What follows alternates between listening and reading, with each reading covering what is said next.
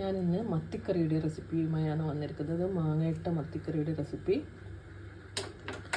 അതിന് വേണ്ടി ഇൻഗ്രീഡിയൻസ് എന്തൊക്കെയാണെന്ന് നോക്കാം. ഉള്ളി നിർബന്ധമില്ല, വേണമെങ്കിൽ ഇടാം, ഇട്ടിട്ടില്ലെങ്കിലും കുഴപ്പമില്ല. ഒരു മുറി ഉള്ളി, ഒരു ഉള്ളിയുടെ പകുതി, 2 അല്ലി വെളുത്തുള്ളി, കുറച്ച് കറിവേപ്പില, പച്ചമാങ്ങ, തക്കാളി, മുളക് പൊടി, മഞ്ഞൾ പൊടി, ഉപ്പ്, കടുക്, ഉലുവ, മത്തി, വെളിച്ചെണ്ണ. ഞാനിവിടെ ഒരു ചട്ടി ചൂടാവാൻ വെച്ചിരിക്കുകയാണ്. അതിലേക്ക് വെളിച്ചെണ്ണ ഒഴിച്ചെടുത്തിരുന്നു. നമുക്കിതിലേക്ക് കടുകും ഉലുവയും ചേർത്ത് കൊടുക്കാം.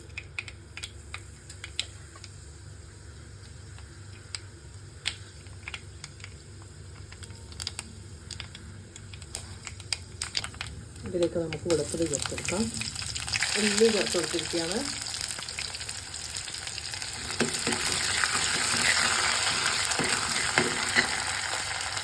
കുറച്ച് കറിവേപ്പില ചേർത്ത് കൊടുക്കാം. കുറച്ച് കറിവേപ്പില അവസാനമാണ് ചേർത്തെടുക്കേണ്ടത്.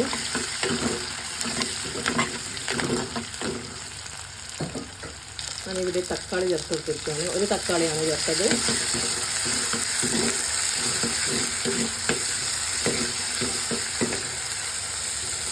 അല്പം ഉപ്പ് ചേർത്ത് കൊടുത്ത് നമുക്ക് മൂടി വെച്ച് വേവിക്കാം. ഉപ്പ് ചേർത്ത് കൊടുക്കാം.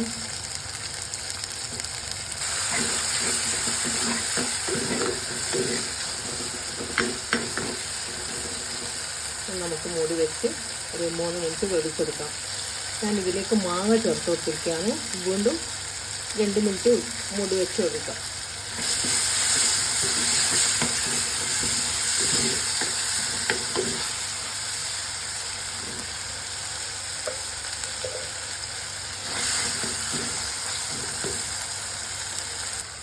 തക്കാളി മാങ്ങയും ഒക്കെ നല്ലോണം വെന്തടിഞ്ഞിരിക്കുകയാണ്. ഇതിലേക്ക് നമുക്ക് പൊടികൾ ചേർത്തെടുക്കാം.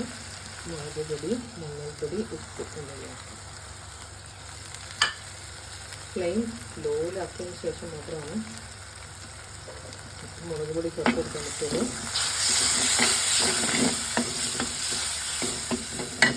ഇതിലേക്ക് നമുക്ക് വെള്ളം ചേർത്ത് കൊടുക്കാം. ഇതിലേക്ക് 3/4 ഗ്ലാസ് വെള്ളം ചേർത്ത് കൊടുക്കാം. ഇതിലേക്ക് ബാക്കിയുള്ള കറിവേപ്പില ചേർത്ത് കൊടുക്കാം.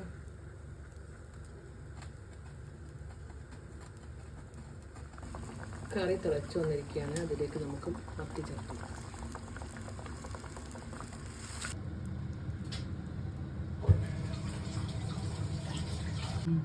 അങ്ങനെ മാങ്ങയിട്ട മത്തിക്കറി ഇവിടെ റെഡി ആയിരിക്കുകയാണ്. എല്ലാവരും ഷെയർ ചെയ്യണം, ലൈക്ക് ചെയ്യണം, സബ്സ്ക്രൈബ് ചെയ്യണം.